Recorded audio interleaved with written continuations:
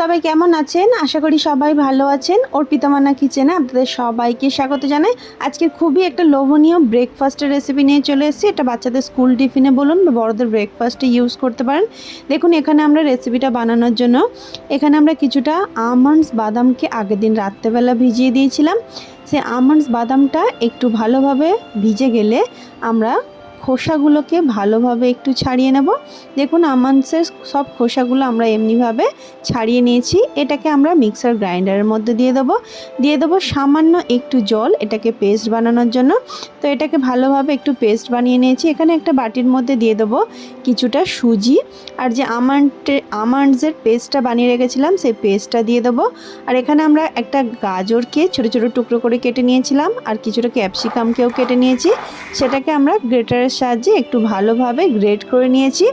Great করা হয়ে গেলে ছোটো ছোটো টুকরোগুলো আমরা এর মধ্যে দিয়ে দেবো সামান্য একটু বাচ্চাদের জন্য বানিয়েছিলাম বলে একটু চিনি, সামান্য একটু নুন, কালারের জন্য সামান্য একটু হলুদ গুঁড়ো, অল্প একটু দিয়ে দেবো ঝালের জন্য গোলমরিচ গুঁড়ো, অল্প একটু দিয়ে দেবো জিরে গুঁড়ো আর অল্প একটু দিয়ে দেবো ধনে গুঁড়ো, দিয়ে দেবো সামান্য একটু ধনে পাতা কুচি।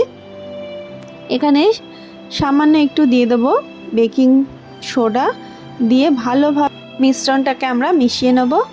তো মিশ্রণটাকে দেখুন আমরা এমনিভাবে মেশানো হয়ে গেলে আমাদের সবটা মেশানোর পরে আমরা সামান্য একটু জল দিয়ে আবারও মিশ্রণটাকে একটু ভালোভাবে মিশিয়ে নেব। তো এমনিভাবে আমরা পুরো ব্যাটারটা স্পুনের সাহায্যে মিশিয়ে নিয়েছি। আমাদের যতটা জলের প্রয়োজন হবে অল্প অল্প করে আমরা এখানে জল ইউজ করব। দেখবেন আমাদের সুজিটাও অনেকটা জল টেনে নেবে। আমরা ঢাকনা চাপা দিয়ে তার জন্য কয়েক মিনিট এটাকে ঢাকনা চাপা দিয়ে রেখেছিলাম। এখানে একটা আপে প্যান বসিয়ে দিয়েছিলাম গ্যাসের উপরে, সামান্য একটু তেল দিয়ে আপে প্যানটা একটু গরম করার জন্য বসিয়ে রেখেছি। আর এখানে দেখুন আমাদের সুজিটা অনেকটা জলও শোক করে নিয়েছে। এবার আমরা আপে প্যানের উপরে অল্প অল্প করে ব্যাটার দিয়ে এটাকে তৈরি করে নেব। তো প্রথমে আমরা অল্প তেল দিয়েছিলাম সাদা তেল, তারপরে অল্প অল্প করে ব্যাটার দিয়ে পুরোটা আমরা এমনিভাবে তৈরি করে নিয়েছি।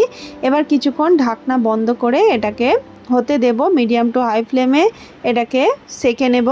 তো দেখুন আমাদের এক পাশটা একটু ভালোভাবে সেঁকা হয়ে গেলে আমরা উল্টো পাশটা একটু চেক করে নেব যে আমাদের ভালোভাবে সেঁকা হয়ে গেছে কিনা। এটা যখন দেখবেন যে খুব সহজে আপে প্যান থেকে এগুলো ছেড়ে দিয়েছে তখন বুঝবেন যে নিচেটা হয়ে গেছে, তখন আমরা এটাকে টার্ন করে দেব।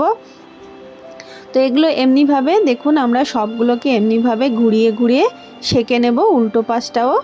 তো আবারও আমরা একটু ঘুরিয়ে দিয়ে এটাকে আমরা সামান্য একটু ঘি দিয়ে ওপরে ঘিয়ের ফ্লেভারটা আনার জন্য আরও খেতে ভালো লাগে তার জন্য সামান্য একটু ঘি দিয়ে ওপর দিয়ে নিচেটা আমরা এমনিভাবে সেঁকে নিয়েছিলাম। আপনারা তেল দিয়েও করতে পারেন। তো এমনিভাবে আমরা আবারও দেখুন কয়েক মিনিট এটাকে বসিয়ে রাখলে নিচেটা খুব ভালোভাবে সেঁকা হয়ে যাবে। যখন সেঁকা হয়ে যাবে বুঝতে পারবেন যে একটু কড়া কড়া ভাবটা চলে এসছে। তো এমনিভাবে আমরা দু পাশটা সবগুলো ঘুরিয়ে ফিরিয়ে দেখে নেব যে আমাদের আপেগুলো হয়ে গেছে কিনা। তো আমরা এমনিভাবেই সবগুলোকে তৈরি করে নিয়েছি। এবার একটা গরম গরম এটাকে একটা প্লেটের মধ্যে তুলে নেব।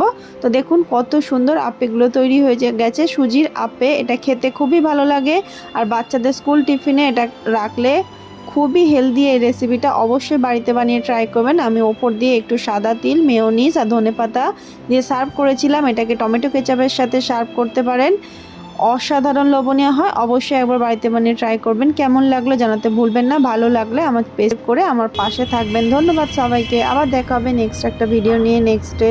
ততক্ষণ আপনারা ভালো থাকবেন, সুস্থ থাকবেন।